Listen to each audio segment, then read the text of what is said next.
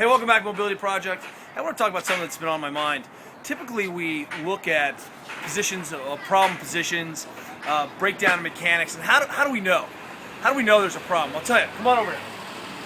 We typically rely on cues that we call pathognomonic cues.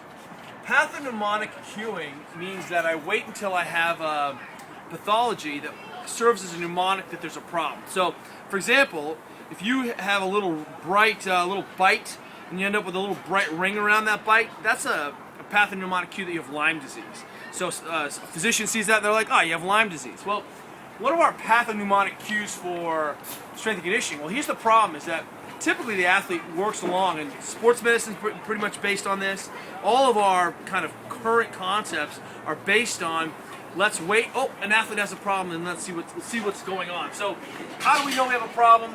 Well, we typically see swelling in the joint. Oh, something's swollen. I must be doing something wrong. Or the most obvious one, pain.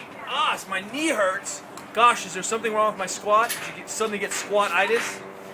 Further on, we see decreased range of motion, decreased force production.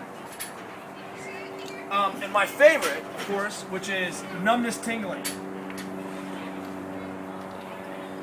So, what ends up happening a lot of times is that athletes go, oh, my foot fell asleep, something's happened, or I went overhead and I got tingly. Is that a problem?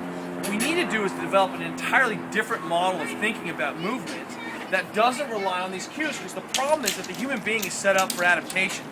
If you've ever been in a fight, you can take some pretty hard hits without feeling any pain. Well, the same thing is true of exercise. Most athletes have suppressed a lot of that pain information, pain signaling. They don't get those cues that something's wrong until much later after the fact. I mean, say you're out like a young leopard and you're out hunting, and you go and you bring back the mastodon thing, and your friend's like, dude, you got scratched. You're like, I got scratched. I don't even feel that. I could scratch Diane Fu while she's weightlifting. She wouldn't feel anything until afterwards, after she put the bar down. That's the point. So if I'm relying on these positions or these symptoms to tell me about my position, that's a real problem.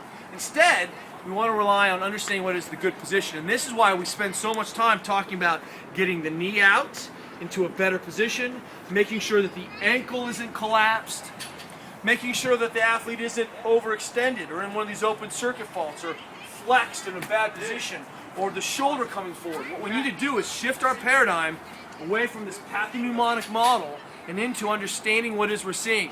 Because if we're using pain, no pain as a cue that something's going on, we're going to be well into the disease or pathology process. This is why things like knee pain, torn Achilles, if it's not pathological, if you don't have a tick bite or a kidney infection, or if it's not catastrophic where someone rolled into your knee and destroyed it, then chances are it's a preventable disease. And the key is you cannot rely on these cues to tell you're in a bad position. You have to know what's a good position. How do we know better positions?